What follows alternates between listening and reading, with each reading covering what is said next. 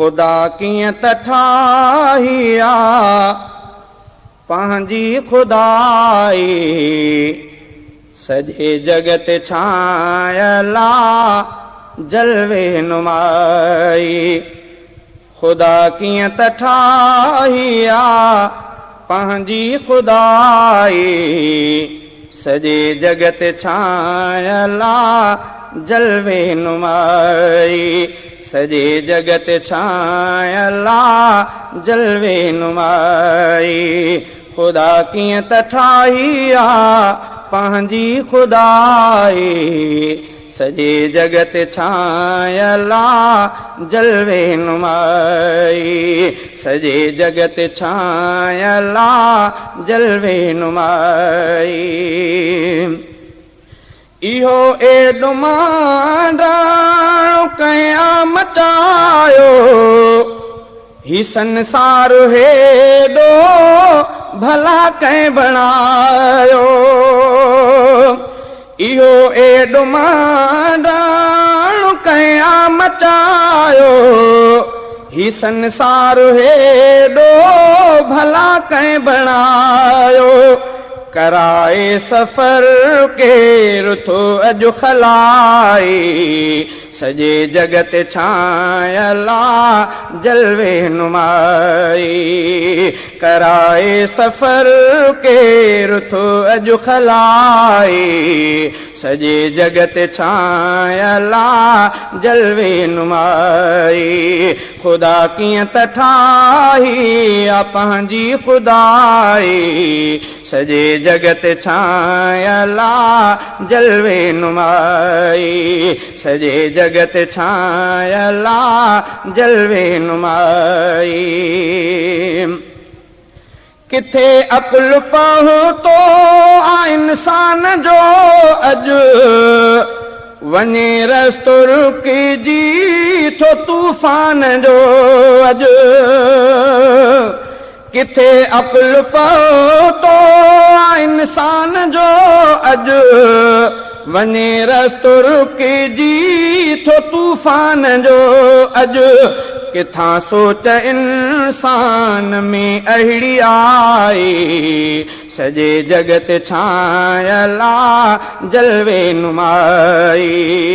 किथां सोच इंसान में अहिड़ी आई, सॼे जगत छायल आ जलवे नुमाई। खुदा कीअं त ठाही आ पंहिंजी खुदाई, सॼे जगत छायल आ जलवे नुमाई। सॼे जगत छायल आ जलवे नुमाई। ही गुंचा ही गुल फुल ही गुलदार कंहिंजा, ही झलका ही जज़बा ही जिनसार कंहिंजा। ही गुंचा ही गुल फुल ही गुलजार कंहिंजा, ही झलका ही जज़बा ही जिनसार कंहिंजा।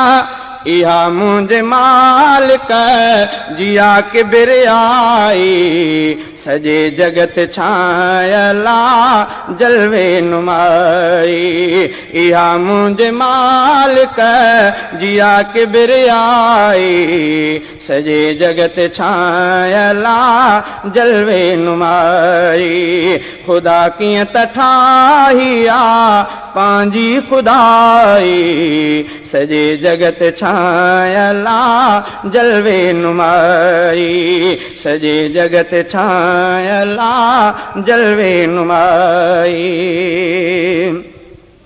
अमर खां सिवा कोन कख पन चुरे थो, बुखियो पेट मौला खमानी घुरे थो।